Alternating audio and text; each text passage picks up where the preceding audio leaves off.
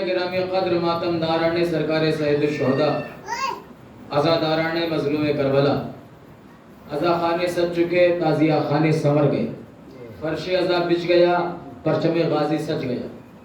اور عزا خانوں میں آنے والے، یا یوں کہا جائے کہ آسمان فرش عزا بھی سج چکا ہے، آسمان فرش عزا پہ عزاداروں کی صورت میں ستارے بھی نمودار ہو چکے ہیں۔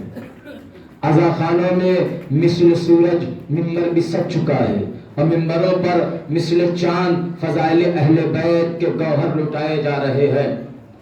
اور ماشاءاللہ آپ کے چہروں سے لگنا چاہیے، یہ احساس ہونا چاہیے کہ آپ غم حسین کے طالب ہیں، ذکر حسین میں آپ بیتاب ہیں۔ ذکر حسین سننے کے لیے فضائل ہوں یا مصائب ہوں، فضائل کی طریقے سے سنے جائیں، مصائب کے طریقے سے سنے جائیں۔ اور ایام عزا کی مجلسوں میں ہم جیسے خطیب اگر سبھی ایسا سوچتے ہیں کہ آپ فضائل کتنی بھی خاموشی سے سن لیں گے، مجھے کوئی تکلیف نہیں ہے، کیونکہ عزا خانے میں ایام عزا کے مجلسوں میں ہم یہ مان کے چلتے ہیں مصائب ہی سب کچھ ہے۔ ہم یہ مان کے چلتے ہیں کہ اگر مصائب میں اتنے بندوں میں دو چار کی آنکھوں میں آنسو آ گئے نا تو اپنی محنت کامیاب ہے۔ داد تو ہم آؤٹ آف محرم بھی لیتے رہتے ہیں، وہ آپ الگ بات ہے۔ یہ اصل مجلس کا مقصد عزاداری ہے، گریہ ہے، اشک عزا ہے۔ تو لیکن پھر بھی اگر بات ذہن سے ہوتے ہوئے دلوں میں اتر جائے تو آپ اہل بیت کی تائید میں اپنی حاضری لگا دینا، کیونکہ یہاں پر پڑھنے والا بھی مولا کے دربار میں حاضری لگا رہا ہے، سننے والے جو عزا خانے میں بیٹھ رہے ہیں وہ بھی اپنی حاضری لگائیں گے کہ ہم ان 10 دنوں میں حسین کے مدرسے میں، حسین کے درسگاہ میں علم حاصل کرنے کی نیت سے آئے ہیں، کسی کے دباؤ یا زبردستی میں نہیں آئے ہیں۔ اور میں نے اس سے پہلے بھی کہا تھا، عزاداری کا اصل جو ہے وہ ہے مجلس، پھر اس کے بعد نوحے، جلوس، سبیلیں، شربت، پانی، یہ ساری چیزیں عزاداری کی اصل ہیں، شاخیں ہیں۔ اصل ہے عزاداری کی مجلس۔ اگر ہم مجلس سے دور ہو گئے تو اس کا مطلب ہم نے اصل کو چھوڑا ہے، اوپر کی باتوں میں لگ گئے۔ اوپر کی باتیں جو ہیں وہ جلوس، نوحہ خوانی، چھپے داری، سبیلیں، یہ دنیا والوں کو سمیٹنے کے لیے ہے، اور مجلس عزا، فرش عزا یہ اپنوں کی تربیت کرنے کا ہے، تاکہ اپنے یہاں سے سیکھ کے جائیں گے تو دنیا والوں کو بتائیں گے۔ تو یہ اصل مجلس ہے۔ اگر ہم اس سے دور ہو کے کچھ بھی کرتے رہیں، اس کا مطلب یہ ہے کہ ہم نے اہمیت عزاداری محسوس نہیں کی، عظمت عزاداری کو سمجھا نہیں ہے۔ اصل، کیونکہ بی بی زینب نے جلوسوں کی بنیاد نہیں رکھی تھی، بی بی زینب نے فرش عزائے حسین کی بنیاد رکھی تھی، کیونکہ بی بی زینب جانتی تھی، آج تک آپ نے دیکھا ہوگا کہ انجمنوں میں تو ہے کہ ہماری انجمن تمہاری انجمن، وہ پڑھیں گے تو ماتم نہیں کریں گے، یہ پڑھیں گے تو ماتم نہیں کریں گے، اس میں تو ہے نفسا نفسی، مجلسوں میں نہیں ہے۔ امیر کے پہلو میں غریب بیٹھتا ہے، غریب کے پہلو میں امیر بیٹھتا ہے، عہدیدار کے پہلو میں عام انسان بیٹھتا ہے، کوئی وکیل ہوگا، ڈاکٹر ہوگا، جج ہوگا، انجینئر ہوگا، اپنے گھر کا ہوگا۔ فرش عزا پہ جیسے ہی آ گئے، نہ کوئی انجینئر، نہ کوئی ڈاکٹر، نہ کوئی وکیل، نہ کوئی عہدیدار، نہ کوئی نیتا، نہ کوئی پردھان، بلکہ یہاں پر آنے والا ہر کوئی حسین والا ہے۔ تھوڑا سا بولیے گا، ہر کوئی حسین والا ہے۔ تو بی بی زینب یہی چاہتی تھی کہ ایسی چیز کی بنیاد رکھی جائے جس میں نفسا نفسی نہ ہو، بلکہ سکون سے بیٹھ کے لوگ ذکر اہل بیت سنیں، تعلیم اہل بیت کو اپنائیں، فضائل اہل بیت کو اپنے ذہن و دل میں بسائیں، اور فضائل کے بعد مجلس بھی، مصائب بھی ہو جائیں گے تو آپ اپنے آنکھوں سے اپنے چہرے کا وضو کر لیں گے اور آنسو رومال زہرا میں جگہ پا جائیں گے۔ لہذا آپ آمادہ ہیں، اور ماشاءاللہ آپ کو مجلس میں بلایا گیا ہے، یہ طے ہے، کوئی بغیر بلائے نہیں آیا۔ آپ بھی بلائے گئے ہیں، میں بھی بلایا گیا، لیکن کوئی سوچے کہ بلایا کس نے؟ اعلان کرنے والے نے نا، اعلان کرنے والے نے نہیں بلایا، پھر کب بلایا ہے؟ بانیان عزا نے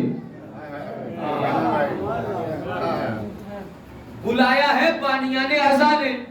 بانیان عزا میں سب سے بڑا نام ہے بی بی سیدہ کا، سبحان اللہ، बानियान अज़ा में सबसे बड़ा नाम है बीबी सैयदा का।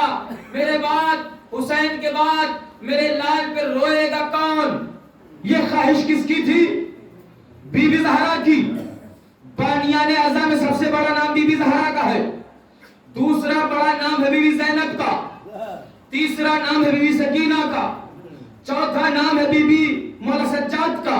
ये लोग हैं बानियान अज़ा, जिन्होंने अज़ादारी की तरवीज भी की है, अज़ादारी की तमन्ना भी की है, अज़ादारों के लिए दुआ भी की है।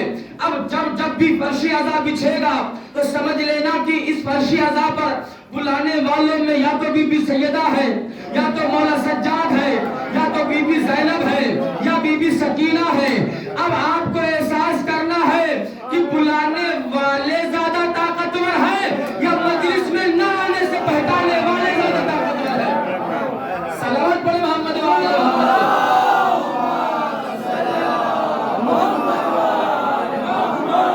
तो एहसास करना है कि मजलिसों में बुलाने वाले ज्यादा मोहतरम है या जाते हुए को रोक लेने वाला ज्यादा मोहतरम है?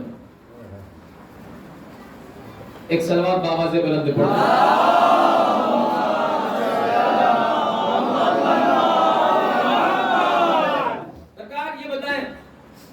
कल की मजलिस आपने सुनी है, आज भी सुनी रहे हैं। जितनी देर सुनेंगे एक चीज तो आप अंदाजा लगा ही लेंगे कि इमाम बारगाह के बाहर अभी आप जाएंगे सभी लोग, तो एक चीज में नोटिस करना कि हम इमाम बारगाह के बाहर जितनी देर भी जागते हैं, कितने झूठ बोलते हैं, कितनी बुराई करते हैं, कितने गुनाह करते हैं। फिर अंदाजा लगा आधा घंटा पौन घंटा यहाँ बैठना, फिर सोचना यहाँ बैठकर हम कितने गुनाह करते हैं, बुराई करते हैं कि नहीं करते हैं, झूठ बोलते हैं कि नहीं बोलते हैं, किसी का हक छीनते हैं कि नहीं छीनते हैं, किसी पे तोहमत लगाते हैं कि नहीं लगाते हैं, किसी पे इल्जाम लगाते हैं। अगर बाहर के 12 घंटों में आप ये सब गुनाह करते हैं और यहाँ बैठ के पौन घंटे में आप ये कुछ नहीं करते, इसका मतलब ये है कि यहाँ पर बैठने ज्यादा अजमत का हामिल है। और दूसरा मकसद ये भी है क्योंकि आप अज़ा खाने के बाहर जाएंगे, शैतान ने आपको घेर लिया। सुभान अल्लाह। अज़ा खाने के बाहर गए, शैतान ने आपको घेर लिया, झूठ बुलवा रहा है, गीबत करवा रहा है और तरह तरह की बातें पैदा हो रही है। कोई किसी पे इल्जाम लगा रहा, कोई किसी पे तोहमत लगा रहा है, कोई किसी का हक छीन रहा है। वो काम करवाता कौन है? का उसमें काम रहता है शैतान का। हमारे जहन में, हमारे नफ्स में वसवसा डालता है, हम गुनाह पे आमादा हैं। तो आखिर जो बाहर शैतान करता है वो यहाँ पर, हालांकि वहां तो तन्हा लोग रहते। एक मिसाल दे दूं, तकरीबन 2, 3, 4, 50 लोग हैं मसलन। यही 50 लोग यहाँ 1 घंटा बैठे और यही 50 लोग होटल पे 1 घंटा बैठे। यही 50 लोग यहाँ 1 घंटा बैठेंगे मसलन, और यही 50 लोग, हम 50 तो छोड़ो 4 बैठ जाएं तभी कयामत है। और कहो बात हद से बढ़ जाए तो झगड़ा तक हो जाए। तो जब होटल का 1 घंटा, फर्श अज़ा के 1 घंटे में बहुत फर्क है। क्या फर्क है? कहा वहां शैतान ही शैतान है, यहाँ रहमान ही रहमान है। तो आखिर क्या वजह है कि शैतान वहां है यहाँ नहीं है? और यहाँ नहीं है इसकी गारंटी ये है कि इतने लोग बैठे हैं, कोई झूठ बोल रहा है, कोई गीबत कर रहा है नहीं, किसी का हक छीन रहा है।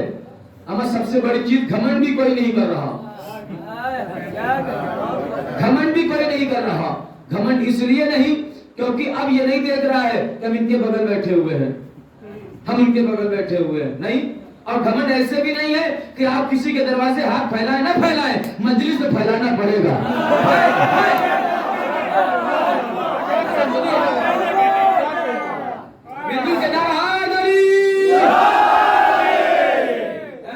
आप किसी के दरवाजे हाथ फैलाए ना फैलाए, हमें कोई 1000 रुपए के लिए हाथ नहीं फैलाता और बज़ाहिर हालांकि उसकी कीमत बहुत है मार्केट में, भले ही वो 2 रुपए का मिलता बिस्किट, आप हाथ फैलाएंगे क्यों? ये हुसैन की दरसिगा है, यहाँ घमंड भी नहीं है, फख्र भी नहीं, यानी कोई गुनाह नहीं, फज़ाइल ही फज़ाइल है, सवाब ही सवाब है।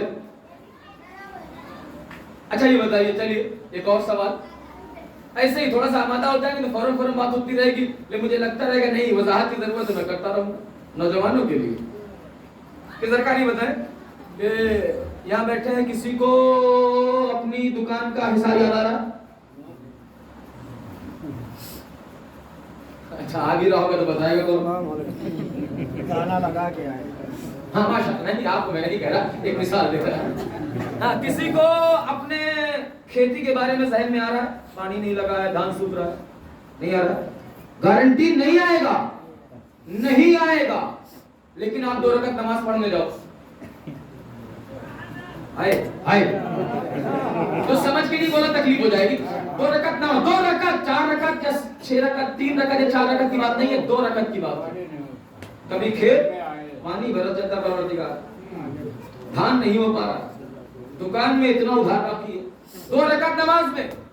تو بھیا یہاں پر 1 گھنٹہ بیٹھے ہو، کوئی اور چیز خیال میں نہیں آ رہی، اور وہاں 5 منٹ کے لیے گئے، چوراہا، ہوٹل، گلی تو چھوڑو، اللہ کے گھر میں بھی عبادت کے دوران کبھی سجدے میں یہ پڑھنا بھول گئے، کبھی رکوع میں یہ بھول گئے، اور اگر بھولنے کی بات نہ ہوتی تو مسئلے مسائل نہ ہوتے. یہ بھول جاؤ تو یہ کر لو، یہ بھول جاؤ تو سجدے سہو کر لو، اس کا مطلب بھول سکتا ہے، تبھی تو شریعت نے بتایا. تو کیوں بھولے؟ کہ شیطان نے دکان کی یاد دلا دی، شیطان نے کھیت یاد دلا دیا، یعنی مسجد تک شیطان پہنچ سکتا ہے. مسجد تک شیطان پہنچ سکتا ہے، اور پہنچا بھی اگر کوئی حیرت سے سوچے تو میں واقعہ سنا سکتا ہوں جناب موسیٰ کے دور کا. وہ واقعہ ہے، پورا کا پورا واقعہ ہے. اگر کسی کو حیرت ہو کہ مسجد میں شیطان کیسے جا سکتا ہے، کیوں نہیں جائے گا؟ اس سے بڑا کوئی نمازی تھا؟ اور کیا آدم کے سجدے سے پہلے یا آدم کے سجدے کے بعد اس نے اللہ کی عبادت کا انکار کیا؟ نہیں، اللہ کی عبادت کا اس نے انکار نہیں کیا، اللہ کا انکار نہیں کیا، وہ تو سجدے کا انکار کیا تھا، اس لیے اللہ نے نکال دیا. اس کا ایک الگ ریزن ہے. تو اب مسجد جا سکتا ہے شیطان کی نہیں جا سکتا؟ جاتا ہے، اور جانے کے بعد بہکاتا بھی ہے، کبھی سجدے میں بھلوا دیتا ہے، کبھی رکوع میں بھلوا دیتا ہے. 5 منٹ میں دنیا کے خیال ذہن میں ڈال دیے، یہاں 1 گھنٹہ بیٹھے کوئی خیال نہیں ہے، کوئی چیز نہیں ہے، کوئی ساری چیزیں اپنی جگہ پہ ٹھہری ہوئی ہے.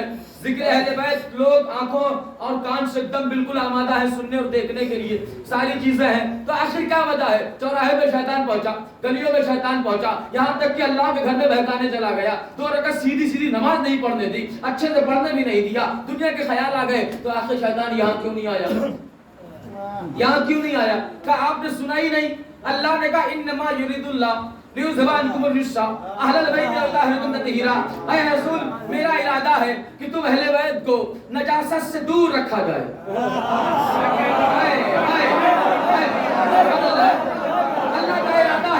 اللہ کا ارادہ ہے کہ پنجتن پاک سے نجاست کو دور رکھا جائے. جہاں پنجتن پاک ہوں گے وہاں نجاست نہیں ہوگی، جہاں نجاست ہوگی وہاں پنجتن پاک نہیں ہوں گے، جہاں یہ شخصیتیں ہوں گی وہاں نجاست نہیں ہوگی، وہاں نجاست نہیں ہوگی. اور یہ بھی سنا ہوگا کہ جب فرش عذاب بچھتا ہے، بی بی زہرا آتی ہے، رسول خدا آتے ہیں، حسین آتے ہیں، علی آتے ہیں، تو جہاں پنجتن ہوں گے وہاں آیت تطہیر کا پہرا ہوگا، جہاں پہرا ہوگا وہاں نجاست آ نہیں سکتی.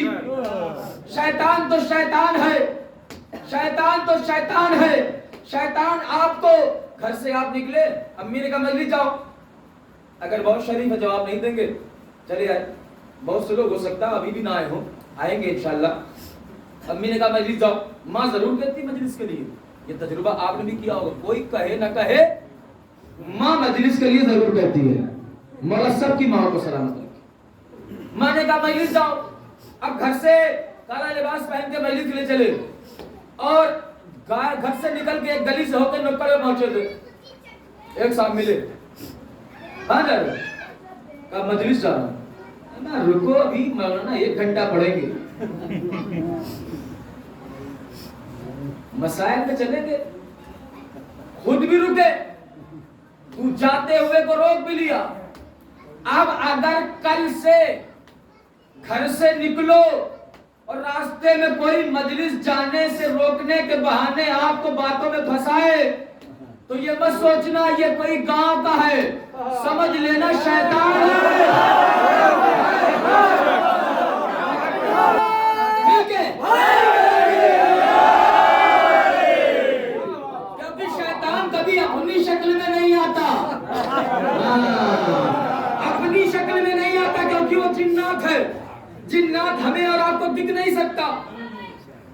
کسی نہ کسی شکل میں آتا ہے. کبھی دولت کی شکل میں آئے گا, آپ کو دولت کے نشے میں چور کر کے گناہ کروا دے گا. کبھی جائیداد کی شکل میں آئے, کبھی دوست کی شکل میں, کبھی پڑوسی کی شکل میں. وہ کسی نہ کسی شکل میں بہکاتا ہے. کبھی حسد کی شکل میں بہکا دیا, جلن میں لڑ گئے مثلا, یا جلنے لگے کسی سے, تو حسد بھی شیطان ہی کی شکل میں. یہ ساری چیزیں. تو کل سے اگر کوئی آپ کو ایسا راستے میں ملے, لا حول ولا قوت الا باللہ کہہ کے چلے آئیے گا. اور یہ صحیح ہے, کلیئر بات ہے, کتابی بات ہے, یہ کوئی کہوا نہیں ہے, یہ کوئی خطابت نہیں ہے, بلکہ حق ہے. اور یہ تو آپ بھی جانتے ہیں اپنے سلیم ہے, صرف مجلسی نہیں, جب کوئی بھی کبھی بھی اچھے کام سے روکے, سمجھ جاؤ شیطان ہے. جب کوئی کبھی بھی اچھے کام سے روکے تو سمجھ جاؤ, ابھی آگے بیٹھ جاؤ.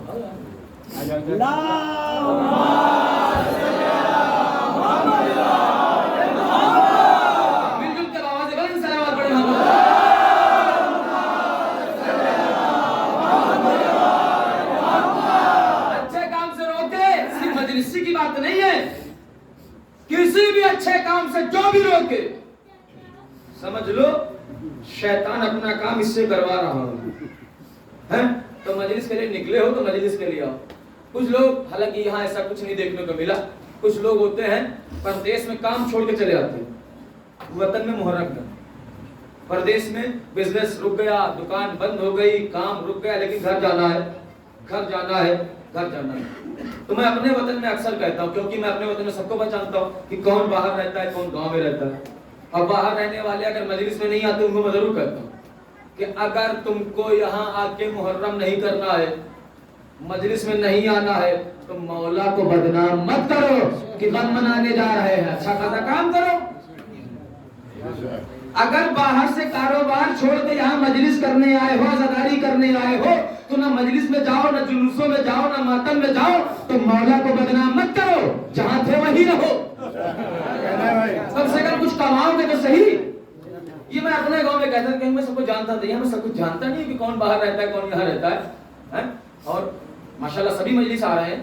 یہ ایک بات ہے, اگر آپ باہر سے یہ نیت کر کے مجھے مولا کی ظاہری کرنی ہے تو بالکل کیجیے, جتنے دن بھی رہیے بالکل کیجیے. آئیے سرکار, تو شیطان وہاں تو آپ کو روک سکتا ہے, کبھی دکان پہ, کبھی ہوٹل پہ, یا کبھی کوئی دوست مغوا نیچے سبیل پہ ہے, کبھی روک سکتا ہے.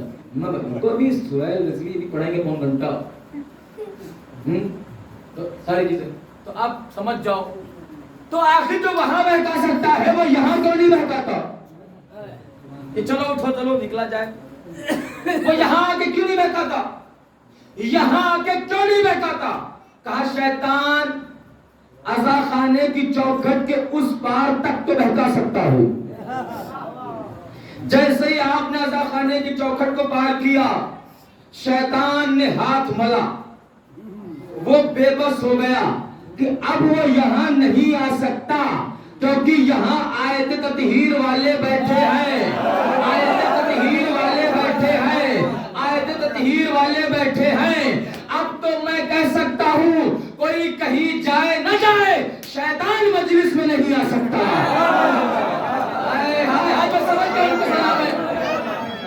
اب کوئی مل کے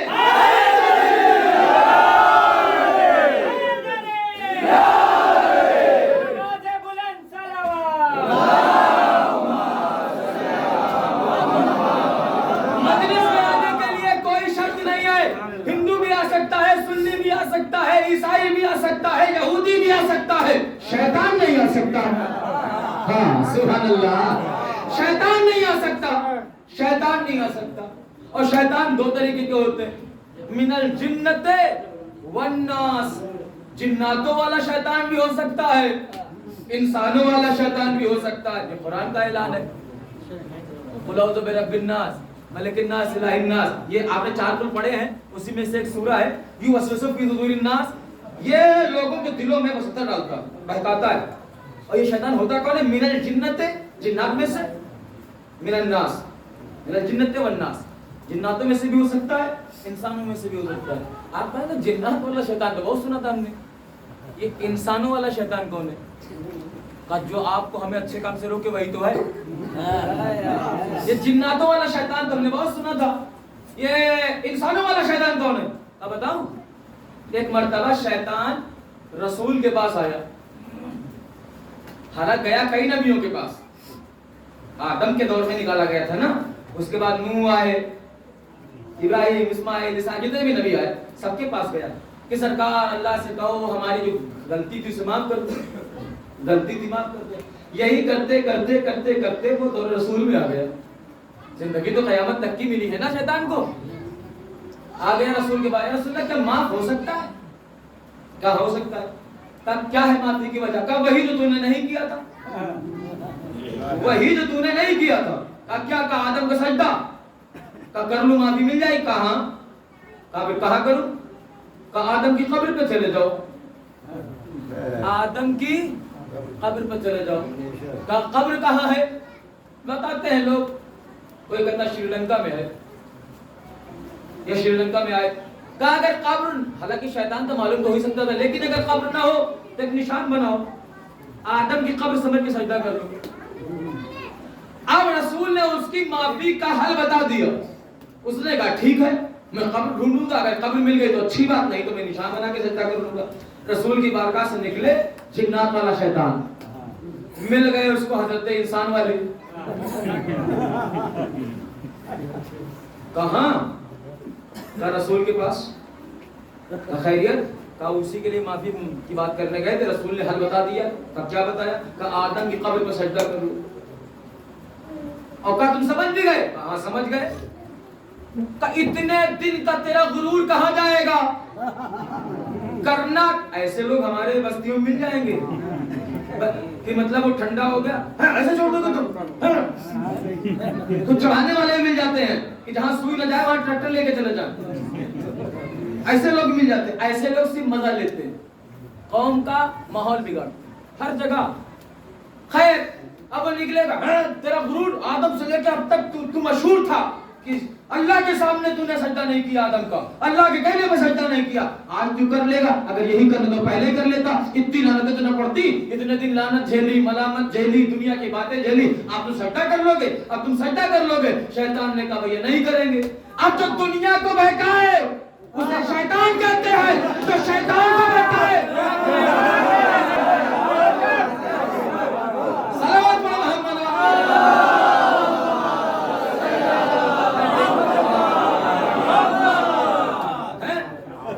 سرکار فرشی ادا پہ شیطان نہیں آ سکتا. اب اس کو لوگ کیسے سمجھ رہے ہیں مجھے نہیں پتا, لیکن اتنا مجھے معلوم ہے کہ مجلس میں شیطان نہیں آ سکتا. ہندو آ سکتا ہے, عیسائی آ سکتا ہے, سنی آ سکتا ہے, مذہبی تو کوئی قید ہی نہیں ہے. اور ویسے بھی بی بی زہرا سے نے جب رسول سے پوچھا کہ ہمارے حسین کو روئے گا کون, تو رسول نے یہ تھوڑی کہا تھا اللہ شیعہ قوم پیدا کرے گا. نہیں لکھا کہ اللہ شیعوں کو پیدا کرے گا, نہیں, اللہ ایک قوم پیدا کرے گا. ایک قوم, اس قوم کا نام شیعہ نہیں ہے, اس قوم کا نام حسینی ہے.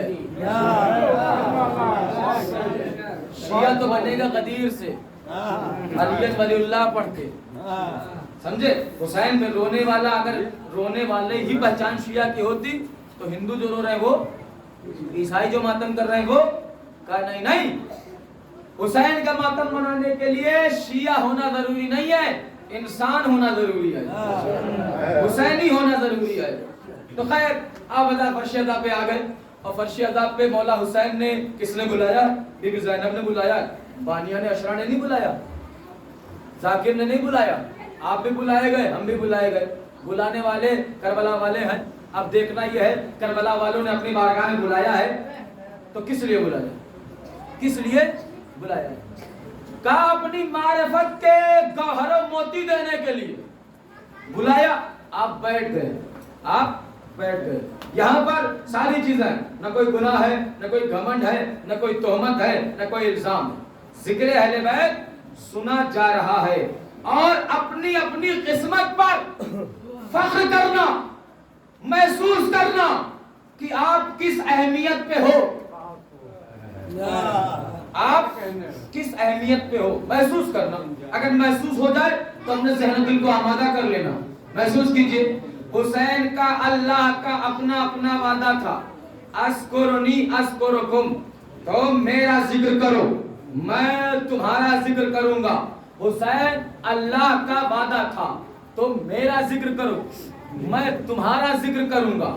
حسین نے اللہ کا ذکر مدینے میں کیا، مدینے سے کربلا مکہ آ گئے، مکے میں کیا، مکے سے کربلا آ گئے، کربلا میں کیا، زیر خنجر ذکر خدا، نوک نیزہ پہ ذکر خدا، گاؤں گاؤں گلی گلی ذکر خدا حسین نے کروا دیا۔ تو اے پروردگار، حسین نے اپنی 57 سال کے سن میں تیرا ذکر کیا، تیرا ذکر گاؤں گاؤں شہر شہر پہنچا دیا۔ حسین نے اپنا وعدہ وفا کر دیا۔ حسین جب تک تھے جب تک تیرا ذکر کیا، جب سے تھے جب سے تیرا ذکر کیا، جہاں تک گئے وہاں تک تیرا ذکر کیا، جہاں تک رہے وہاں تک تیرا ذکر کیا۔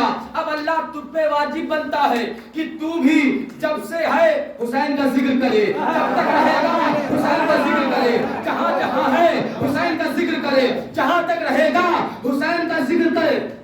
جب اللہ کا وعدہ ہے تو حسین نے تو اپنا وعدہ نبھا دیا، اللہ نے نبھایا۔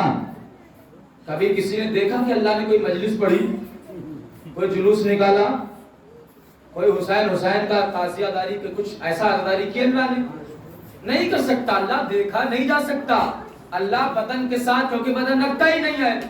تو پھر اگر حسین نے اپنا وعدہ نبھایا تو اللہ تو قرآن میں کہہ رہا وعدہ کرو تو وعدہ نبھاؤ، یہ مومن کی پہچان ہے۔ تو جو خود وعدہ نبھانے کو کہہ رہا ہے تو کیا خود وعدہ نہیں نبھائے گا؟ نبھائے گا۔ تو بتاؤ نا کہ اللہ نے وعدہ کہاں نبھایا؟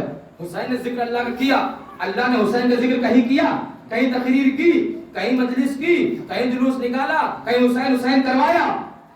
کہا نہیں نہیں، اللہ یہ سب کام اس لیے نہیں کر سکتا کیونکہ وہ جسم نہیں رکھتا۔ تو قرآن نے ہی بتایا کہ جب کوئی اللہ خود کام نہیں کر سکتا ہے تو وہ کرواتا ہے، وہ کرواتا ہے۔ سرکار مدینہ کو پالا کس نے؟ ابو طالب نے۔ قرآن نے کہا علم یجد کا یتیمن پاوا، جب میں نے محمد کو یتیم پایا میں نے پناہ دی، میں نے پالا، پالا ابو طالب نے۔ اللہ کرا میں نے پالا۔ کوئی دکھائے مکے میں اللہ آیا تھا پالنے سرکار مدینہ کو؟ نہیں نا، پالا ابو طالب نے تھا، اللہ نے کہا میں نے پالا۔ یعنی جو کام اللہ کا ہوتا ہے وہ بدن نہیں رکھتا اس لیے وہ کرواتا ہے۔ پالنا تھا اللہ کو رسول کو، لیکن پلوایا ابو طالب سے۔ ویسے ہی ذکر حسین کرنا کام تھا اللہ کا، کام تھا اللہ کا، کام تھا اللہ کا، کروایا عزاداروں سے۔ زندہ باد، زندہ باد، مردہ باد، مردہ باد، نعرہ حیدری۔ کام اللہ کا تھا، کروایا عزاداروں سے۔ اب اپنی اپنی اہمیت سمجھو کہ اللہ نے ہمارے ان ہاتھوں پہ کتنا بھروسہ کیا کہ حسین جیسی شخصیت کا تذکرہ ہمارے ہاتھوں پہ کروایا۔ اب اگر ہمارے ان ہاتھوں سے عزا خانہ سج جائے، فرش عزا بچ جائے، تعزیہ آ جائے، سجا دیا جائے تو سمجھ جاؤ یہ کام اللہ والا تھا۔ اللہ نے ہم کو اس لائق سمجھا کہ ہم سے فرش عزا بچھوا دیا، ہم سے تعزیہ سجوا دیا، ہم سے جلوس نکلوا دیا۔ وہ اپنی قسمت پہ روئیں جو اس قوم میں رہ کے بھی کچھ نہیں کر پائے۔ اس کا مطلب یہ کہ اللہ نے ان کو ان کے ہاتھوں پہ امانت داری نہیں سمجھی، کیونکہ اللہ ذکر حسین کی امانت امانت دار کو دی ہے، خیانت کار کو نہیں مل سکتی، اتنی اہم امانت ہے ذکر حسین۔ اب سرکار جب بلایا تو بٹھایا کہاں؟ حسین نے بلایا نا آپ کو مجلس میں۔ یہ فرش عزا حسین کا ہے، یہ مجلس حسین کی عزا خانہ حسین کا ہے، ملکیت حسین کی ہے، اور حسین ہی نہیں بلکہ اس کا اصل مالک ابو طالب ہے۔ اس کا اصل مالک ابو طالب ہے۔ کیوں کہ اسلام کی پہلی مجلس بھی ابو طالب کے گھر ہوئی، اور اسلام کی پہلی مجلس کے بعد جتنا بھی اس طریقے کی مجلسیں ہیں ابو طالب کے گھر میں ہو رہی ہیں۔ ذوالشیرہ کہاں ہوا؟ ذوالشیرہ کہاں ہوا؟ ابو طالب کے گھر میں بلایا گیا، لوگوں کو دعوت ہوئی. اچھا یہ چلن وہی تو چلا، بس فرق یہ ہے کہ وہاں رسول نے کھلایا پہلے، سنایا بعد میں. لیکن اب تھوڑا بہت بھروسہ ہونے لگا ہے تو سناتے پہلے ہیں کھلاتے بعد میں ہیں.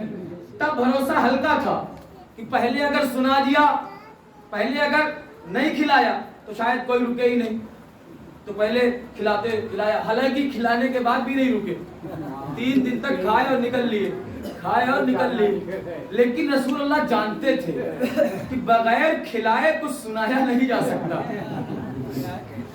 بغیر کھلائے کچھ سنایا نہیں جا سکتا. اور آج بھی وہ چلن چلا آ رہا ہے، بس یہ ہے کہ وہاں پہلے کھلایا گا یہاں بعد میں کھلایا جائے گا. پورے ہندوستان میں، پوری دنیا میں ایسا ہے. لیکن وہ نظریں، اب وہ نظر تھی یا نہیں تھی، کیونکہ کھانے والے کافر تھے. یہ نظر مولا ہے کیونکہ کھانے والے عزادار ہیں، کھانے والے مومن. خیر، اب سرکار اور مجلس رکھی گئی. مجلس کا مطلب کیا؟ آپ اسی کو سمجھتے ہیں. مجلس کا مطلب ہے چند لوگ بیٹھ کر کے جہاں کوئی اچھا ذکر کرے. اگر آپ ہوٹل پہ بیٹھ کے بھی 4 لوگ مل کے اچھا ذکر کرتے ہیں تو مجلس وہ بھی ہے. جہاں پر 4 لوگ بیٹھ کے اچھا ذکر کرے اسے کہتے ہیں مجلس. جلسہ کہتے ہیں بیٹھک کو، مجلس کہتے ہیں بیٹھنے کی جگہ کو. تو پہلی بیٹھک جو ہوئی اسلام کی ذوالشیرہ میں بلایا گیا. کس کے گھر بلایا گیا؟ ابو طالب کے گھر. اچھا وہ جو بات ذوالشیرہ میں ہوئی، توجہ، ذوالشیرہ میں جو بات ہوئی وہ کس کے بارے میں تھی؟ ابو طالب کے فضائل کے بارے میں، ابو طالب کے گھر کے بارے میں نہیں. اللہ کا پیغام تھا، اللہ کا پیغام تھا، اللہ کا اسلام تھا. تو بھیا جب کام اچھا، عزا خانہ ان کا بھی ہے، رجن صاحب کا یا ان کے پریوار کا، سبھی لوگوں کا، اور ایک عزا خانہ ادھر بھی کہیں بنا ہو. ان کی مجلس، آپ عقل کیا کہتی ہے؟ اگر ان کے گھر کی مجلس ہے تو یہی تو ہوگی. اگر یہ اپنا عزا خانہ چھوڑ کے وہاں مجلس کرنے جائیں تو گاؤں والے کہیں اچھا خاصا اپنا عزا خانہ چھوڑ کے دوسرے کے یہاں مجلس کرنے گئے. یعنی پتا چلا جس کی مجلس ہوتی ہے وہ کوشش کرتا ہے کہ اپنے ہی عزا خانے میں کرائی جائے.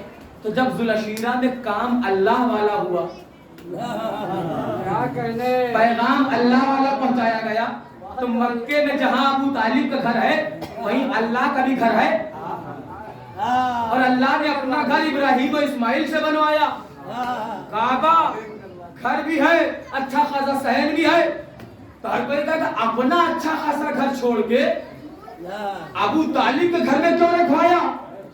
یہ سوال لے کے پہنچ گئے ہم مفتیان ہند کے پاس، علماء عامہ کے پاس. سرکار یہ بتاؤ، یہ تو عقل کہتی جب اپنا گھر موجود ہو تو اپنا پروگرام دوسرے کے گھر میں نہیں کرتے. ہاں سبحان اللہ. اگر اپنا گھر موجود ہو تو اپنے گھر کا پروگرام دوسرے کے گھر نہیں کرتے. تو جب عام انسان نہیں کرتا تو خالق کرے گا. اپنا گھر کعبہ چھوڑ کے اپنے پیغام کے لیے ابو طالب کا گھر چنا گیا. کیوں؟ تو کہنے لگے سرکار مسئلہ یہ ہے کہ خانہ کعبہ میں رکھے تھے بت. خانہ کعبہ میں رکھے تھے بت، کوئی اس طاق پہ، کوئی اس طاق پہ، کوئی اس دیوار پہ. تو پھر اگر وہاں ان کافروں کو بلا کے مجلس یا میٹنگ کی جاتی، دعوت دی جاتی اور رسول کچھ بولتے تو ہو سکتا ہے یہاں بھی کچھ لوگ موبائل چلاتے ہیں. تو اس زمانے میں موبائل نہیں تھا تو وہ رسول کی بات نہیں سنتے، اپنے بت کو دیکھتے ہوتے. کوئی اس بت کو زیارت کر رہا ہے، کوئی خدا کو دیکھ رہا ہے اپنے. تو اس لیے وہ گڑبڑ تھی کہ ذوالشیرہ کی دعوت جو ہے ابو طالب کے گھر ہوئی، کیونکہ وہ بتوں کو ہی مانتے تھے. اگر وہی کعبے میں رکھی جاتی تو وہ لوگ دھیان سے دیکھتے نہیں، کیونکہ ایک اللہ کا پیغام تھا، اتنے بت تھے تو لوگ اپنے خداؤں کی طرف محو رہتے، اللہ کا پیغام نہ سنتے. اس لیے ابو طالب کے گھر رکھی گئی. کہا ہاں، کہا اب تو تم بھی مان گئے، اب تو تم بھی مان گئے کہ رحمان کے گھر بت تھے، عمران کے گھر بت نہیں تھے. اب تو تم بھی مان گئے کہ رحمان کے گھر بت تھے، ابو طالب کے گھر بت نہیں تھے. خیر، اب سرکار وہ مجلس ایسی بنیاد قائم ہوئی کہ آج تک مجلس ابو طالب کی جاگیر میں ہو رہی ہے. اب سرکار مجلس فرش ادا بچ گیا، آپ آ گئے. فرش عزا پہ آپ بیٹھے ضرور ہیں، لیکن حسین نے آپ کو زمین پہ نہیں آسمان پہ بٹھایا ہے، زمین پہ نہیں آسمان پہ بٹھایا ہے۔ ہم میں سے بہت سے لوگ ہوں گے جو اپنے سے بڑے کے بغل میں نہیں بیٹھ سکتے ہوتے، یہاں پر آپ رسول کے پہلو میں بیٹھے ہوں گے، کبھی سلمان کے پہلو میں بیٹھے ہوں گے، کبھی کسی امام کے پہلو میں بیٹھے ہوں گے، بھلے ہی ہم دیکھ نہ پائے تو ہمیں فرش پہ نہیں بٹھایا، ہمیں بٹھایا ہے فرش کی صورت میں عرش اعظم پر۔ اور میں عرش اعظم اس لیے کہہ رہا ہوں کہ جس نبی نے عرش اعظم پہ جوتیاں نہیں اتاری وہ یہاں ننگے پاؤں آتا ہے۔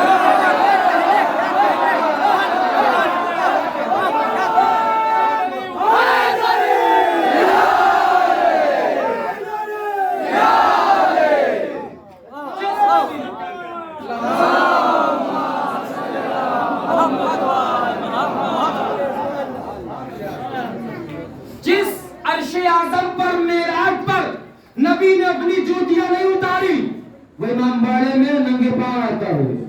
شرف نہ تجھ کو ملا ہے جو وادی معراج، شرف حسین کے فرش عزا نے پایا ہے۔ شرف نہ تجھ کو ملا ہے جو وادی معراج، شرف حسین کے فرش عزا نے پایا ہے۔ نہ اتری جس کی سر عرش پاؤں سے نالین، امام باڑے میں وہ ننگے پاؤں آیا ہے۔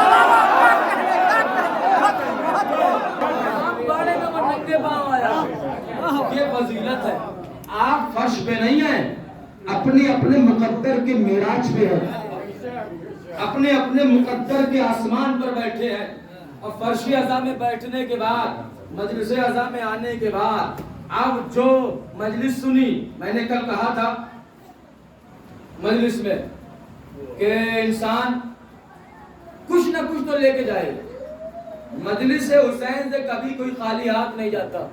یہ مجلس حسین کیا، در حسین سے کبھی کوئی خالی ہاتھ نہیں جاتا۔ آپ کچھ بھی نہ لے جائیں گے، تبرک لے جائیں گے۔ حالانکہ یہ مجلس تبرک کے لیے نہیں ہے۔ حسین چاہتے پہلے یہ ہیں کہ پہلے موتی لو، معرفت کے گوہر لو، ہمیں پہچانو، ہمارے علم سے آشنا ہو جاؤ۔ اور اگر کوئی اتنا بھی لاپرواہ ہو کہ وہ 10 دنوں کی مجلس میں کچھ حاصل نہ کر پائے تو مولا کہتے جاتے جاتے کچھ نہیں لیا، تبرک ہی لے لو۔ خالی ہاتھ تو مولا جانے نہیں دیں گے، تبرک ہی لے کے جاؤ۔ لیکن ہماری نگاہ تبرک پہ نہیں ہونی چاہیے۔ یہ تبرک ہمارے لیے تھا ہی نہیں۔ بالکل ہو سکتا سنا ہو اس سے پہلے، یہ تبرک جو مجلسوں میں رکھا گیا یہ ہمارے لیے تھا ہی نہیں۔ تبرک رکھا گیا تھا اوروں کو سمیٹنے کے، اوروں کو جمع کرنے کے۔ اسی بہانے ہم اپنا پیغام انہیں بھی سنا۔ تبرک اسی لیے رکھا گیا، لیکن دیا جاتا اپنوں کو بھی، وہ ایک الگ بات ہے۔ لیکن اب ہم اسی پہ نگاہ رکھتے رہیں۔ ایک سوال کر دوں بزرگوں سے، اتنے سال سے عشرے ہو رہے ہیں، مجلسیں ہو رہی، ہماری قوم میں عشرہ تو کیا سالوں سال محرم رہتا ہے؟ مجلس سالوں سال ہوتی ہے، کبھی 40، کبھی 82، کبھی 30، کبھی نوچندی مجلس ہوتی ہے۔ اتنی تقریریں کسی اور سوائے عیسائی مذہب کی، عیسائی مذہب میں تقریریں عیسیٰ کے اوپر ہوتی ہیں، یا پورے ورلڈ میں، پوری دنیا میں 24 گھنٹے میں سب سے زیادہ لیکچر یا تو جناب عیسیٰ پہ ہوتا ہے کیونکہ ان کی آبادی زیادہ، یا اس کے بعد سب سے زیادہ لیکچر ہوتا ہے ذات حسین، نام حسین۔ تو اتنی تقریروں کے بعد ہماری قوم سدھری کیوں نہیں؟ توجہ، اتنی تقریروں کے بعد، اتنا کروڑوں اربوں مجلسوں پر خرچ کرنے کے بعد ہم میں بدلاؤ کیوں نہیں آیا؟ ہم جانے انجانے میں کام یزیدوں والے کیوں کر بیٹھتے؟ بدلے کیوں نہیں؟ ہم میں بدلاؤ کیوں نہیں آیا؟ وجہ یہ ہے کہ ہم نے جب اپنے بچوں کو بچپنے سے مجلس کی عادت ڈالی اور وہ مجلس گئے، تو جب لوٹے تو ہم نے یہ تو پوچھا کہ کیا بٹا، کیا نہیں پوچھا کیا سنا۔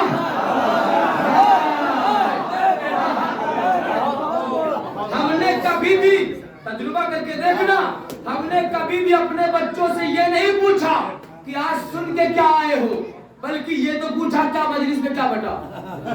جس دن ہم یہ پوچھنا بند کر دیں گے مجلس میں کیا بٹا، کیونکہ جب آپ پوچھتے مجلس میں کیا بٹا تو بچہ بھی سمجھتا ہے یعنی مجلس کا مطلب لے دے کے تبرک ہے۔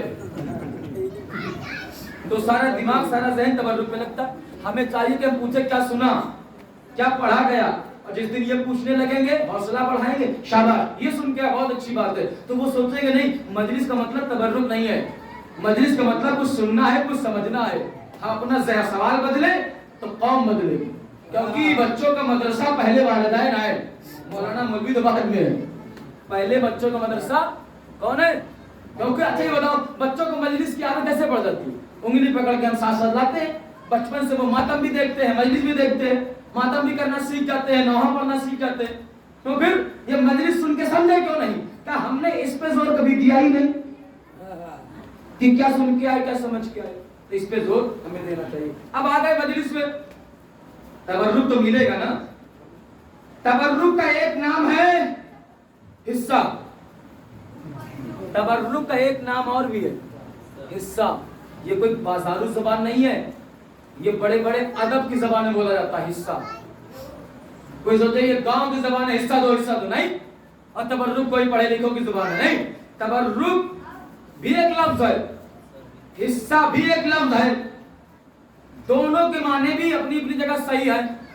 तो जो हुसैन की मजलिस में तकसीम किया जाता है, इसको तबर्रुक भी कहते हैं, हिस्सा भी कहते हैं। रीजन दोनों का आपको बताऊंगा कि हुसैन की मजलिस में बंटने वाली चीज को गिफ्ट नहीं कहते, तोहफा नहीं कहते, तबर्रुक या हिस्सा ही क्यों कहते हैं। और जब आपको पता चल जाएगा तबर्रुक या हिस्से का रीजन क्या है, तो फिर आपको अच्छा लगा तो खा लिया, नहीं अच्छा लगा ताक पे रख दिया, नहीं करेंगे ऐसा। हाँ सुभान अल्लाह। उसकी बदएहतरामी नहीं, मैंने अपनी आंखों से देखा है 10 दिनों का हिस्सा समेटते रहे समेटते रहे समेटते रहे, और जब इस्तेमाल न कर पाए कभी इधर कभी उधर, ये बदएहतरामी है। हमारे मजहब का मकसद ये है, मतलब ये है कि अगर आपके पड़ोस में, आपके आसपास हिस्से के लिए कहीं नहीं लिखा कि मुसलमान हो तभी खा सकता है, शिया हो तभी खा सकता है, ऐसा नहीं है। हुसैन का तबर्रुक पूरी दुनिया के लिए है, कोई भी खा सकता है, इसीलिए तबर्रुक पे नजर नहीं की जाती, नजर का सिस्टम अलग होता है। तो आप अगर आपके पहलू में, आपकी जानकारी में कहीं कोई गरीब है, कहीं कोई मजलिस में आप अगर इस्तेमाल नहीं कर सकते, तो खराब करने से अच्छा है कि पहुंचाओ। जानवरों को खिलाते वो मजबूरी में, लेकिन इंसानों को खिलाते। खैर, तो अब तबर्रुक को तबर्रुक क्यों कहते हैं, हिस्सा को हिस्सा क्यों कहते हैं, ये कह के मजलिस को तमाम कर दो। एक सलवात पढ़े तो अंदाजा लगता है।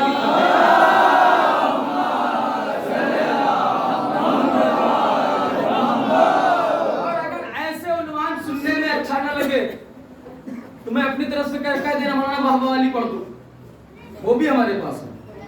लेकिन मैं चाहता हूं कि कुछ 10 दिनों में आप तक पहुंच जाए, और इंशाल्लाह पहुंचे कि आप नहीं भी बोलेंगे तो मैं बिल्कुल आजाद मुतमईन हूं कि मुझे 10 दिन पढ़ना है। और ये भी डर नहीं कि अगले साल नहीं पढ़वाएंगे रिजवान भाई, ये भी डर नहीं, क्योंकि अगले साल कोरोना थोड़ी रहेगा, अगले साल तो पूरा हिंदुस्तान इंशाल्लाह खुलेगा, खुल के मोहरा और होगा इंशाल्लाह। तो खैर, ये तो मैं सोचता ही नहीं कि हम वाहवा नहीं होगी तो अगली मजलिस नहीं पढ़वाएंगे ना। राज़िक ये है, रोजी रिस्क इनसे मिल जाती है, कोई बंदा राज़िक नहीं है। हाँ, ये वसीला भले ही बना दे, ये वसीला भले ही बना दे। खैर, तबर्रुक को तबर्रुक क्यों कहते, हिस्से को हिस्सा क्यों कहते? हिस्सा का मतलब समझते हैं? हिस्सा का मतलब 1 बीघा खेत में 4 भाई हैं तो 4 हिस्से हैं, उसे कहते हैं हिस्सा। यानी हिस्सा यानी हक, हिस्सा यानी हक। एक बाप ने 4 बेटों को अपना 1 बीघा खेत बांट दिया, चारों बेटों को हिस्सा लगा दिया, वो तबर्रुक नहीं, वो हिस्सा है। अब समझिए कि मजलिस से बंटने वाली चीज को हम हिस्सा क्यों कहते हैं? क्यों? क्योंकि जो खेत या प्रॉपर्टी में हिस्सा लगता है उसे हिस्सा, असल में हिस्सा वो है, वो हिस्से का मतलब हक।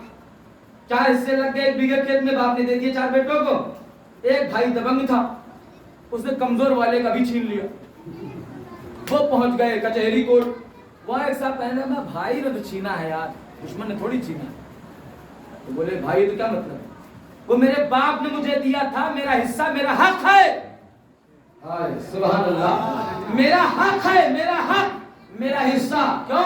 کیونکہ جتنا حق میرے باپ کی پراپرٹی میں بھائی کا ہے اتنا ہی حصہ میرا ہے, اتنا ہی حصہ میرا ہے, کیونکہ وہ باپ کی جاگیر ہے. اب سمجھے مجلس حسین میں بٹنے والی چیز کو حصہ کیوں کہتے ہیں؟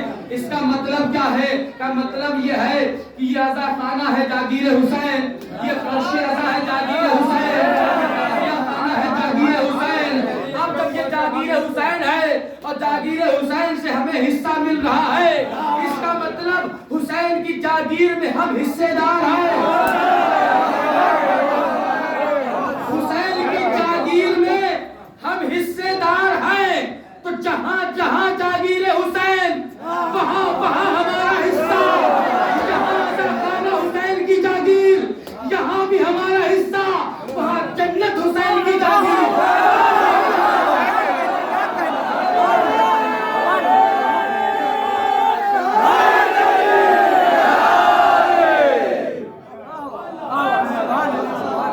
اسی لیے بٹنے والی چیز کو حصہ کہتے ہیں. یہ حصہ نہ ہم بانٹتے نہ آپ بانٹتے, اور یہ حصہ جب تک ہمارا تمہارا تب ہوگا جب تک عزا خانے کے باہر ہے. جیسے آپ نے عزا خانے میں لا کے رکھا مجلس حسین کے نام پہ, اب یہ ہو گیا مولا کا, حسین کی جاگیر. تو جاگیر حسین میں آج ہم یہاں حصے دار ہیں, جہاں جہاں بھی جاگیر حسین ہے حصے دار ہے حصے دار. اور اس کی دلیل بھی میں انشاءاللہ کسی مجلس میں بتاؤں گا کہ اگر حسین ایک قطرے آنسو پہ جنت دے دے تو حیرت کی بات نہیں ہے, کیونکہ بھائی مالک میں ہوں. میں اپنا یہ شال کسی کو فری میں دے دوں, کسی کو 100 روپے میں نہ دوں, کسی کو 50 روپے میں دے دوں, کسی کو 1 لاکھ میں نہ دوں, مرضی میری ہے. تو جو مالک اس کی مرضی. خیر آئیے سرکار, ایک تو حصہ اس لیے کہتے ہیں تبرک. کیوں کہتے ہیں تبرک؟ اصل بنا ہے برکت سے, تبرک کا لفظ بنا ہے برکت سے, اور یہ ہمارا عقیدہ ہے. اور اگر عقیدہ نہ ہو تو پہلے تجربہ کرو کہ مجلس حسین کا حصہ جب بھی لے کر ہم تبرک گھر جاتے ہیں تو اس تبرک کی برکت سے ہمارے گھر کی روزی میں برکت ہوتی ہے, ہمارے گھر میں برکت ہوتی ہے. اور ایسی برکت ہوتی ہے کہ کھانے والے 1 ہو یا 10, نہ تبرک کم ہوتا ہے نہ رزق کم ہوتا ہے. یہ برکت ہے. اما ایک بیٹی کی شادی کرنے کے بعد 6 مہینے باپ کا موڈ صحیح نہیں رہتا. ایک بیٹی کی شادی کرنے کے بعد یا ایک بیٹے کا ولیمہ کرنے کے بعد 3 سے 4 مہینے بیٹے باپ کا موڈ صحیح نہیں رہتا. اچھا خاصا بینک بیلنس ہل جاتا ہے, اچھا خاصا موڈ خراب رہتا ہے, اور لوگ کہتے ہیں ابھی شادی کا پیچھا ہے, ابھی شادی کا پیچھا ہے. قرض مانگنے والے بھی تنگ نہیں کرتے کیونکہ بیٹی کی شادی کی ہے, بیٹی کی شادی کی ہے. ایک دن میں بیٹی کی شادی کرنے کے بعد انسان 6 مہینے پریشان رہتا ہے, لیکن واہ مولا کی عزاداری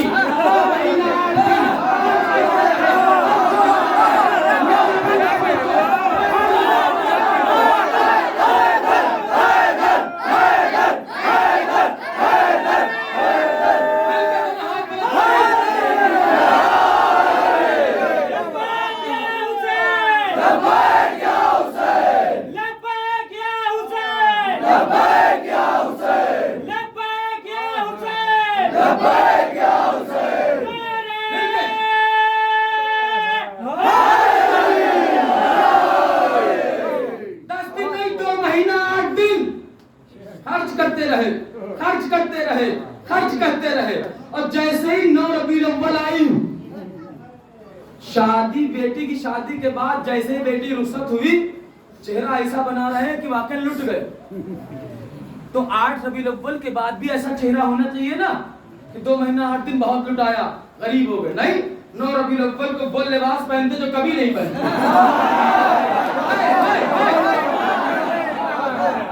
9 ربیع الاول کو وہ خوشی مناتے جو کبھی نہیں مناتے, اور اتنی شان سے خوشی مناتے ہیں, اتنی شان سے کہ کوئی کہہ سکتا ہے کہ یہ 2 مہینہ 8 دن لٹا کے آئے ہیں. کوئی کہہ سکتا ہے 2 مہینہ 8 دن. یہی تو دنیا پریشان ہے کہ آخر انسان جب کہیں وقت لگاتا ہے یا پیسہ لگاتا ہے तो किसी मतलब से लगाता है ना। अभी किसी ने 1 लाख रुपए लगाए और दिन भर दुकान में बैठता हो तो 1 लाख लगाया भी है और दिन भर बैठता भी है, किस लिए? फ्री के लिए। कोई पूछेगा बिजनेस है, कुछ मिलेगा, बढ़ के मिलेगा। यानी इंसान वक्त और पैसा बगैर फायदे के नहीं खर्च करता। तो मुहर्रम का चांद निकला, आप पैसा भी लगा रहे हैं, वक्त भी लगा रहे हैं, पैसा भी लगा रहे हैं, वक्त भी लगा रहे हैं। तो इंसान बिजनेसमैन है ना, वक्त और पैसा किसी फायदे के लिए लगाता है। दुकान में आपने पैसा लगाया, वक्त भी दे रहे हैं फायदे के लिए। तो मजलिसों में आप इन 10 दिनों में रात में कब सोएंगे पता नहीं, दिन में कब फुर्सत मिलेगी पता नहीं, अज़ादारी में खर्च भी कर रहे हैं, वक्त भी दे रहे हैं, पैसा भी दे रहे हैं, वक्त भी दे रहे हैं। दुनिया सोच रही है इन्हें मिलता क्या है, दुनिया सोच रही है कि इन्हें मिलता क्या है। फिर वो सोचते हैं, लास्ट में तबर्रुक बढ़ता है, 5 रुपए पीस का बिस्किट है, 10 रुपए पीस का, इसके लिए इतना ये ड्रामा करते हैं। दुनिया सोच रही है इसके लिए पैसा इतना लगाते हैं, इतनी देर बैठते हैं, इस बिस्किट के लिए। ये तो ऐसे ही मिल जाएगा मार्केट में, ये तो ऐसे ही मिल जाएगा। वो ऐसे ही बात अलग है, यहाँ वाली बात अलग है। ये हुसैन से निस्बत पा गया, अब ये बाजारू नहीं है, जन्नती है। बाजारू नहीं है, जन्नती है सरकार। तो दुनिया सोचती है कि ये इतना लुटाते हैं फिर भी सुकून से रहते हैं। अब एक सवाल करके मजलिस खत्म कर दूं। सवाल यह है कि जिन लोगों ने मजलिस को बंद किया, मजलिस भी बंद की, नज़र भी बंद की, मिलाद भी बंद किया, नियाज भी बंद की, फातिहा दुरूद भी बंद किया, सब खत्म, एक पैसे का खर्च नहीं। ये देखना है कि नज़र, नियाज, फातिहा, मिलाद, मजलिस करने वाले खर्च करके गरीब कितने हुए, और नज़र, नियाज, मिलाद, मजलिस, जुलूस बंद करने वाले बचा बचा के अमीर कितने हुए। का ये अंदाजा लगाना हो, ये अंदाजा लगाना हो। उससे पहले मसला ये है कि एक बड़ी दाद के बाद फौरन दाद नहीं मिलती। और मेरे पास 2 जुमले हैं, दोनों बड़े हैं, एक पे आप बोले तो दूसरे पे चुप हो जाएंगे। अब मैं सोच रहा हूं पहले कौन सा पढ़ूं, दोनों। तो पहले सुन ले, एक दोस्तों का ग्रुप सबका होगा, मेरा भी है। ऐसा नहीं कि मैं मौलाना हूं तो मेरे से शिया दोस्त हैं। मैंने इससे पहले एक मजलिस में कहा था, अगर कोई इंसान बहुत अच्छा हो जाए और समाजी जिंदगी में अच्छा ना हो तो वो फेल है। मैं मौलाना जरूर हूँ लेकिन मेरे अहले हुनूर भी दोस्त हैं हिंदुस्तान के रहने के नाते। बस दोस्ती दोस्ती के तरीके से है। दोस्ती का मतलब ये नहीं कि हम उनकी शरीयत मानने लगे या जहाँ शरीयत ने मना किया वहाँ जाने लगे। दोस्ती है हिंदुस्तान में रहने के नाते, सभी के दोस्त होंगे, दोस्तों का सर्कल सबका अलग अलग मजहब का होगा। तो एक दोस्त था मौलाना चाहने वाला, उसके भी अलग अलग लोगों मजहब के दोस्त थे। तो वो लोग उसे छेड़ते थे, ये क्या है ये क्या मातम करते हो, ये क्या मातम करते हो, रोते हो, कमाते ये सब क्या, इतना खर्च करते हो सारी चीजें। तो वो चुप रहा सारी चीजें। एक दिन उसने सोचा, वो चारों दोस्त अलग अलग मजहब के, उनको उसने 2-2 रुपए दिए, तीनों दोस्त। अच्छा, जिसके 3 दोस्त होते बड़े खतरनाक।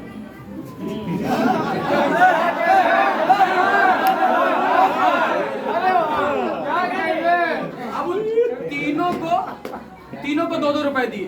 तब तुम्हारे पास 6 महीने का टाइम है अपने अपनी किस्मत पे फख्र करना। उस शिया मौला के चाहने वाले ने उनके ताने सुनता रहा। एक दिन उसने तीनों दोस्त को 2-2 रुपए दिए। तब 6 महीने का टाइम है।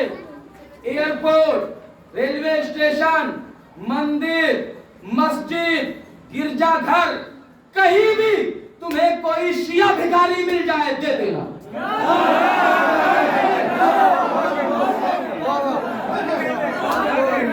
6 महीने का टाइम है। किसी भी इबादतगाह पर, स्टेशन पर, अस्पताल के बाहर, एयरपोर्ट पे कोई शिया भिखारी मिल जाए, दे देना। 6 महीने बाद वो लौट के आए, का हर भिखारी मिला, शिया नहीं मिला। हर भिखारी मिला है हर मजहब का, शिया भिखारी नहीं मिला। तो उसने कहा मिले भी कैसे, इन्होंने सिर्फ हाथ तबर्रुक के लिए फैलाया।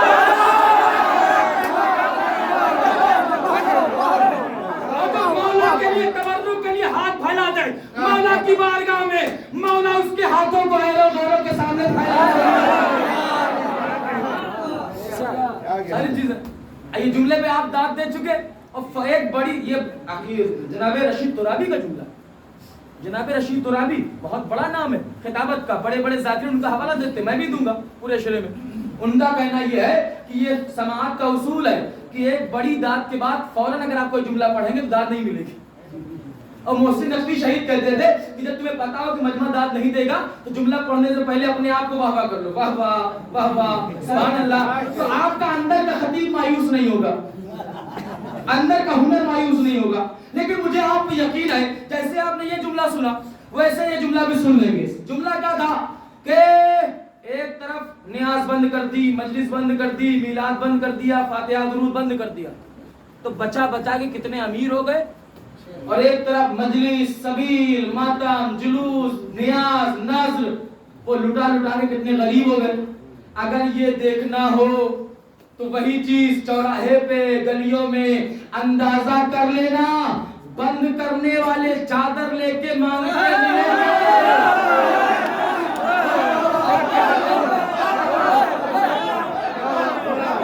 بند کرنے والے مانگتے ملے ہیں, لٹانے والے مانگتے نہیں ملے. کیوں؟ کیونکہ حسین نے ان کو اتنا بے نیاز کر دیا ہے کہ محرم سے پہلے پیسے تھے یا نہیں تھے, لیکن محرم ایسا آیا بھلے ہی قرض لے کے کر رہا لیکن بڑے اطمینان سے مجلس کرنے والا مجلس کرتا ہے. انسان اپنے پروگرام میں تو کہہ دیتا ہے یہ ادھار وہ ادھار, ساری چیزیں اتنا ادھار دینا ہے, لیکن کبھی مجلس کے بارے میں نے کسی ذاکر سے یا کسی سامعین سے, کسی بانی اشرا سے یا بانی جلوس سے یہ ہم نے نہیں سنا کہ جلوس کے چکر میں اتنا ادھار ہوتا ہے, اشرے کی وجہ سے اتنا ادھار ہوتا ہے, لیکن ایسا کہتا کوئی نہیں ہوگا تو انسان ادھار لے کر لیتا ہے. مولا کی مجلس ہے لیکن مولا کی محبت ہے, اور یہ محبت نہیں ہے, یہ مودت ہے.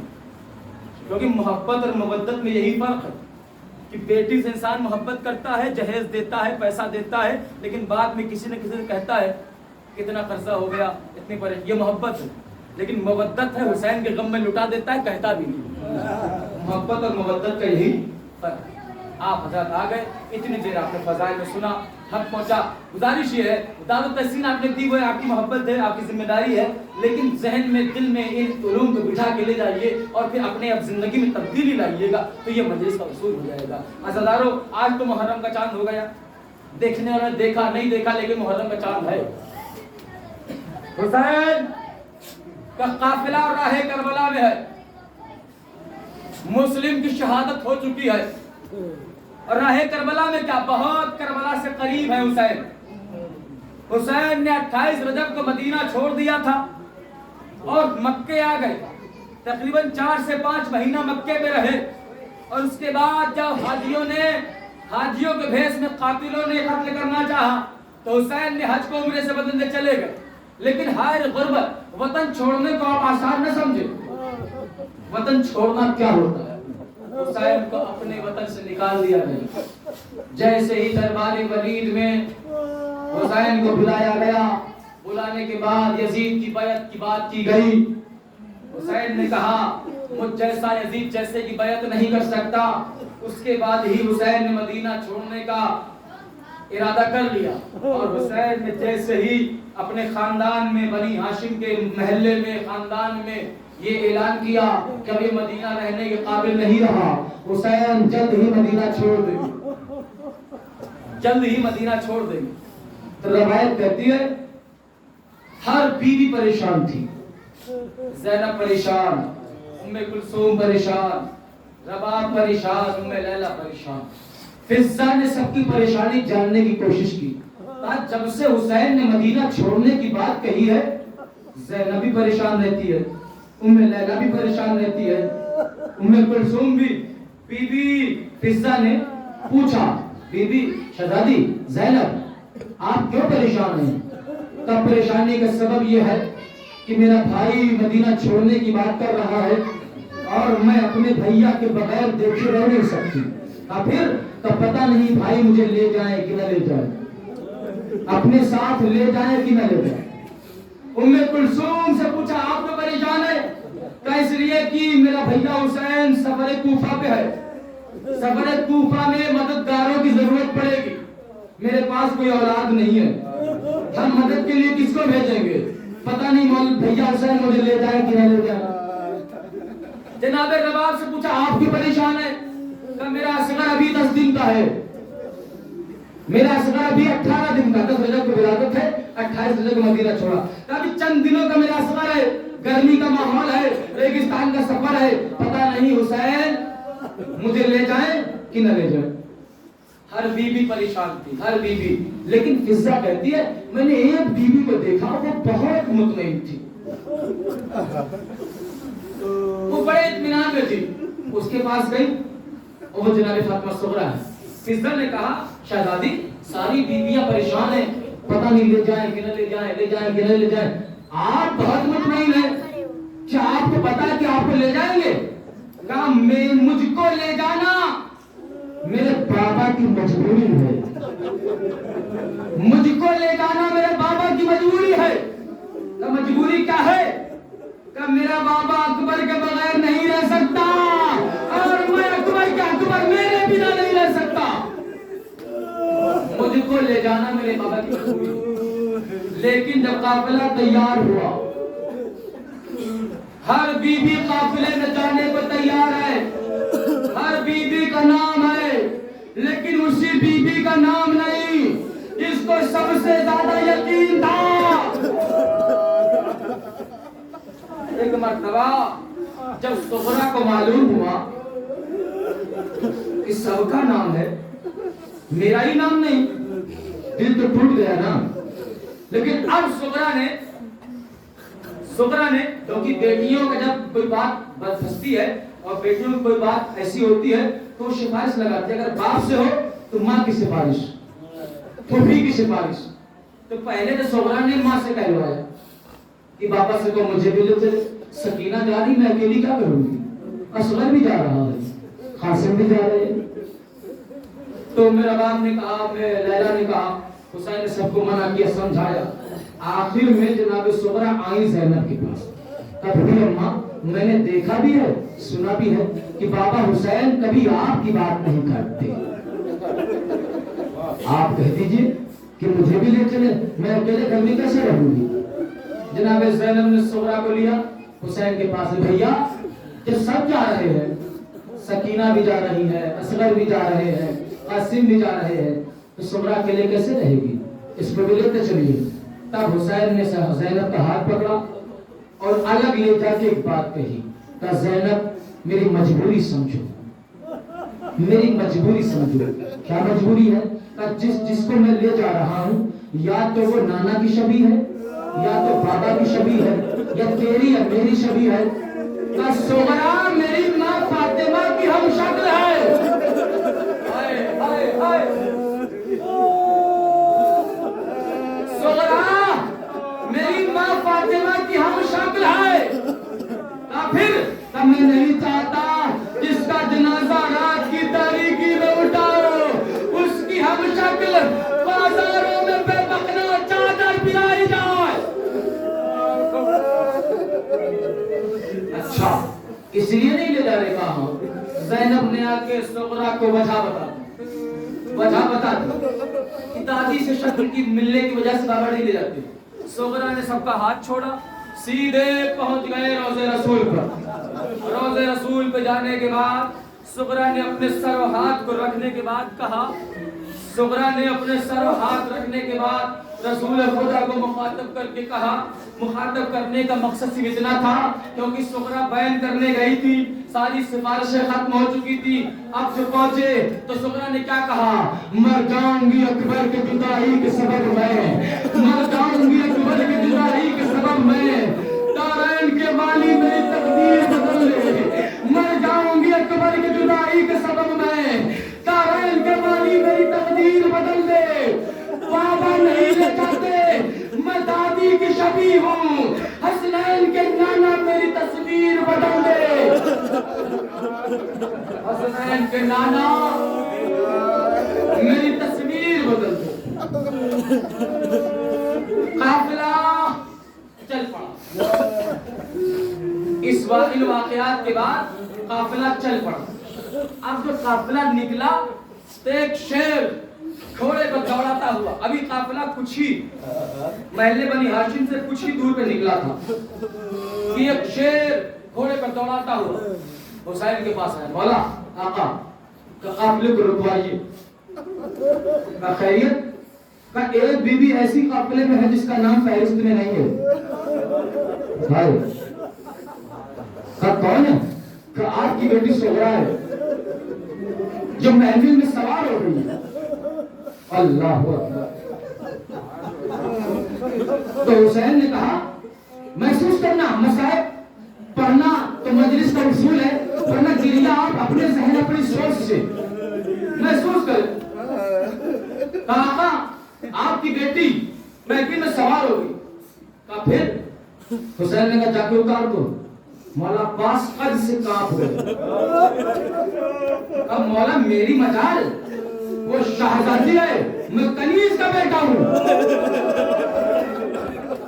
मैं नहीं उतार सकता। मेरी क्या हैसियत, मेरी क्या मजाल, मैं सैयदजादी को उतार दूं, शाहजादी को उतार। एक मरतबा अब्बास ने अपनी मजबूरी बता दी।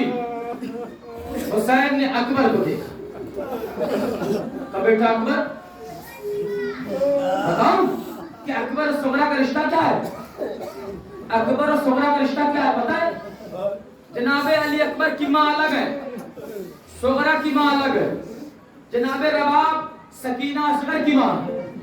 शहरबानो जनाबे कुबरा चौथे इमाम की माँ है। ये भी ज़हन रख लीजिएगा, चौथे इमाम और जनाबे कुबरा ये एक माँ से है, शहरबानों से।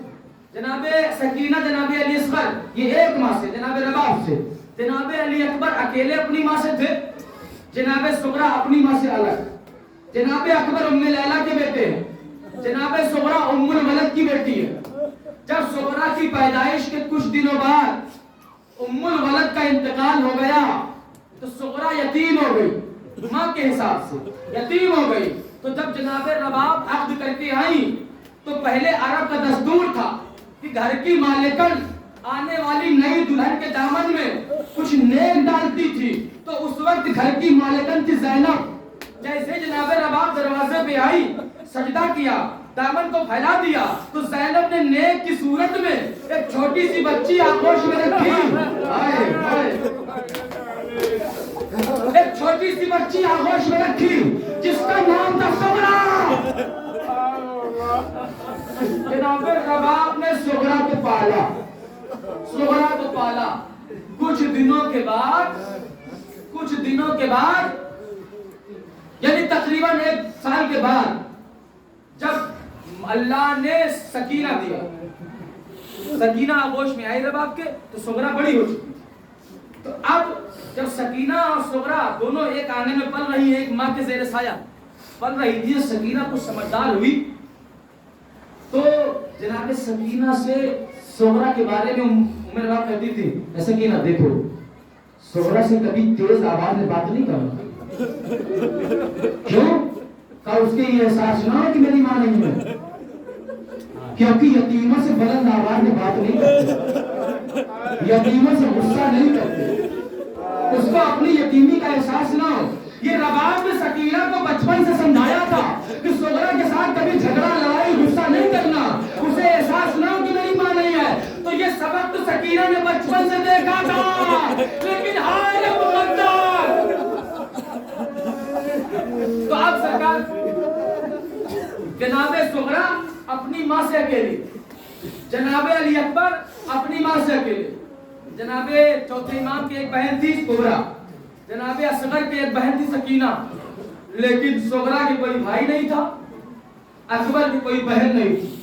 इसलिए हुसैन ने दोनों को भाई बहन के हिस्से बना दिया। तो सुगरा अकबर की बहन है, अकबर के हिस्से की बहन, इसीलिए सुगरा अकबर का कुछ मोहब्बत की जो बात होती है जिक्र आता है, इसलिए आता है सुगरा और अकबर।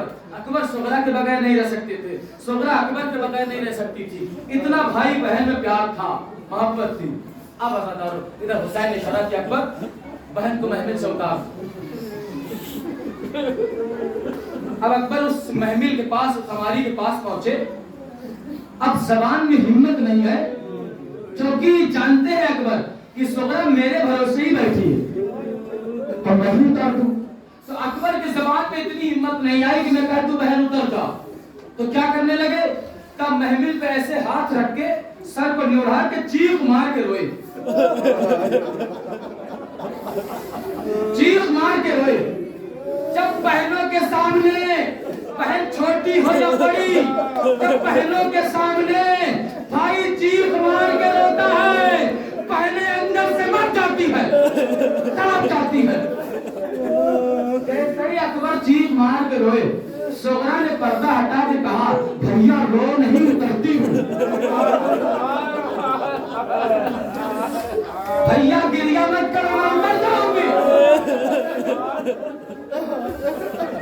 اکبر ایسے ہی ہاتھ رکھے تھے محمل پہ، سر کو نہیں اڑائے، چیخ مار کے روئے. سغرا نے ہاتھوں کو سنبھالا بھیا بہنوں کے سامنے بھائی رویا نہیں کرتے، چپ ہو جاؤ میں اتر جاتی ہوں. اکبر کے بازوؤں کا سہارا لے کر سغرا محمل سے اتر گئی اور کہتے کہتے اتری. مجھے نہیں پتا تھا جس کے بھروسے بیٹھی تھی وہی مجھے اتارنے آئے گا، جس کے بھروسے بیٹھی تھی وہی مجھے اتارنے آئے گا. لیکن سغرا نے اکبر کا ہاتھ نہیں چھوڑا، سغرا نے اکبر کا ہاتھ نہیں چھوڑا. ہاتھ پکڑے پکڑے روضہ رسول پہ پھر آ گئی. روضہ رسول پہ آنے کے بعد اب سغرا نے کہا اے بھیا اکبر وعدہ کرو جا کے پردیس میں اگر شادی رچانا اکبر، جا کے پردیس میں اگر شادی رچانا اکبر، اپنی بیمار بہن بھول نہ جانا اکبر، اپنی بیمار بہن بھول نہ جانا اکبر، جا کے پردیس میں اگر شادی رچانا اکبر، اپنی بیمار بہن بھول نہ جانا اکبر. میری سانسیں جو میرا ساتھ دے پائے اگر، اپنی بارات میری قبر پہ لانا.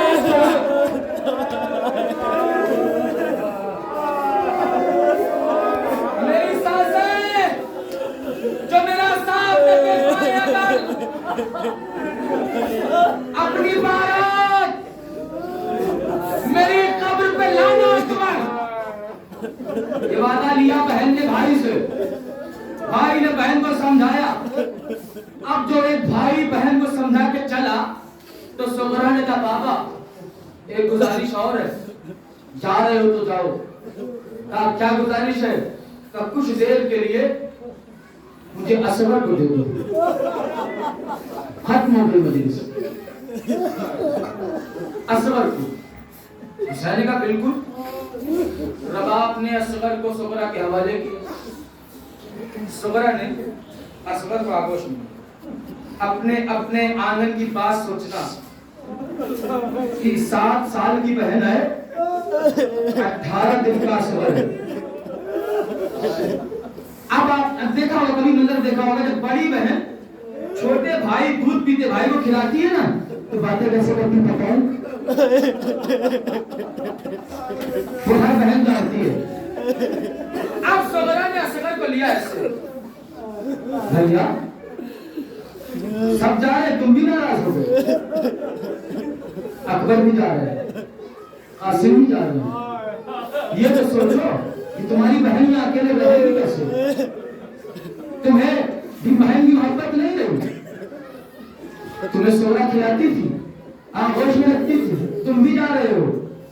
اب 18 دن کا بھائی ہے، بہن باتیں کر رہی ہے.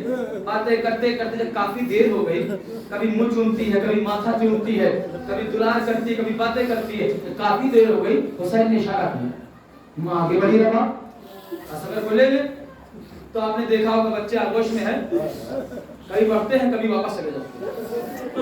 اصغر نے ماں کو دیکھا فوراً منہ پھیر دودھ پیتے بچے جو کٹتے ہیں.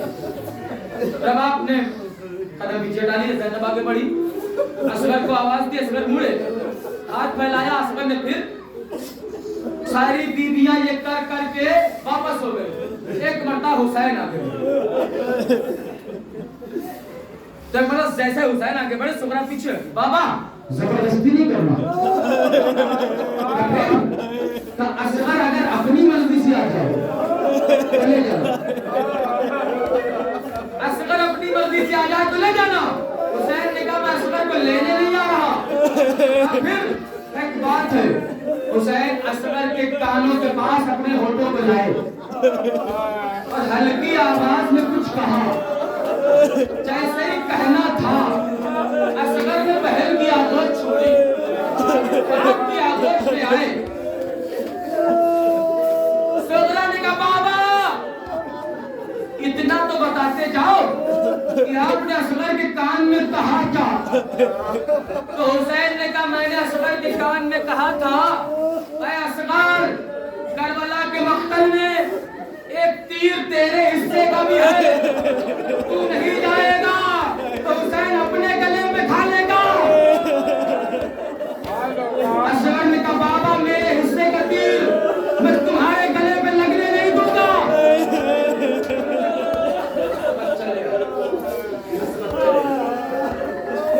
अब एक तस्वीर दिखाता हूं आखिरी जुमले में, मेरी तरफ देखे। आखिरी जुमला गिरिया कर लेना दिल खोल के, पता नहीं अगला महल नसीब हो ना हो।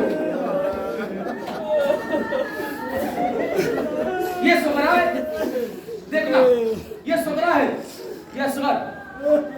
हुसैन ने असगर के कान में कुछ कहा, तेरे हिस्से का तीर भी करबला में है, तू नहीं जाएगा तो मैं अपने गले पे खा लूंगा।